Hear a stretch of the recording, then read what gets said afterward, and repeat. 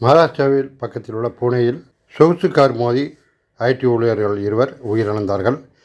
அந்த விசாரணையின் போது காரை ஓட்டி வந்தது ரியல் எஸ்டேட் அதிபர் விஷால் அகர்வாலின் 17 வயது மகன் வேதாந்த் என்பதும், அவர் குடிபோதையில் தனது +2 தேர்வில் வெற்றி பெற்றதனால் அதற்கு நண்பர்களுடன் பாரில் 2 பார்களில் மது பகிர்ந்து அளித்ததும், அந்த குடிபோதையிலே காரை ஓட்டி வந்ததும் டிரைவர் அருகில் அமர்ந்தார் என்பதும் சிசிடிவி கேமரா மட்டுமல்ல, அந்த விபத்தை பார்த்தவரும் நேரில் வாக்குமூலம் கொடுத்திருந்தார்கள்.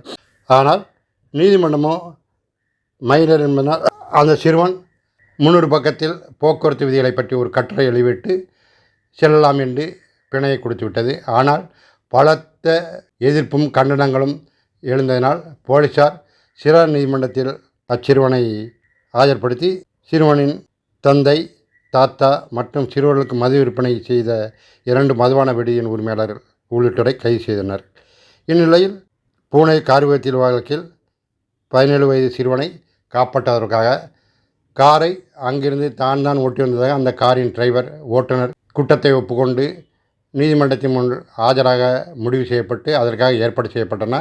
ஆனால் காவல்துறையினர் சிசிடிவி கேமரா பதிவுகள் மற்றும் விபத்தை நேரில் பார்த்தவர்கள் வாக்குமூலத்தின் மூலம் அவர் ஓட்டுநர் பின்னிருக்கிறது அமர்ந்தார், அந்த சிறுவன் தான் காரை ஓட்டி வந்தார் என்று தெளிவாக ஆதாரத்துடன் இருப்பதாக கூறி அந்த ஓட்டுநரை ஆஜராவதை தடுத்து விட்டார்கள்.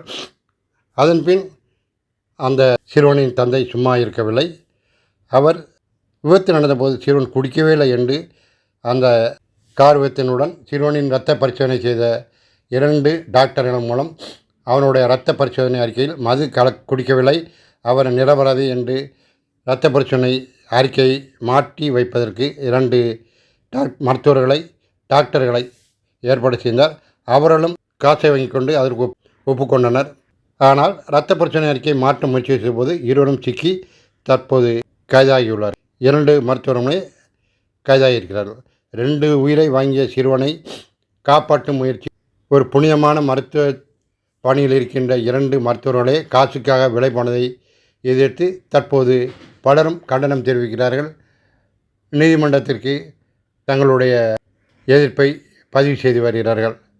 ஆக ஒரு சிறுவனின் சட்டவிரோதமாக 17 வயதானவன், ஓட்டுநர் உரிமம் இல்லாதவன், அவரிடம் ஒரு விலை மதிப்பு மிகுந்த காரையும் கொடுத்து தனது நண்பர்களுக்கு மது விருந்து வைப்பதற்கு பணத்தையும் கொடுத்து அவன் அந்த காரை வேகமாக ஓட்டி கொண்டு வந்து ஒரு குறுகலான தெருவில் வேகமாக ஓட்டி கொண்டு 2 ஐடி ஊழியர்களை விபத்தில் கொண்டதும் போதாது என்று தற்போது அவர் உத்தமன் என்று அவனுக்கு பதிலாக தனது ஓட்டுநரை பலிகடாக்கியதும் போதாது என்று தற்போது 2 டாக்டர்கள் கைது ஆகும் நிலைக்கு கொண்டு சென்று விட்டார்.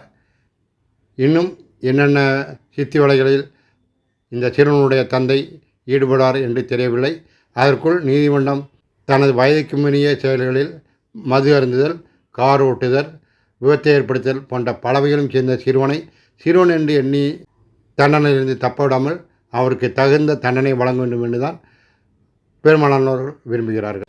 தனது மகனின் எதிர்காலம் வீணாகிவிடுமோ என்று மட்டும் அகர்வால் எண்ணிவிடாமல் 2 உயிர்கள் தங்களுடைய எதிர்காலத்தையே இழந்து பிணமாகிவிட்டதை எண்ணி கருத்தில் கொண்டு அதற்கான தண்டனையை ஏற்கதான் வேண்டும்.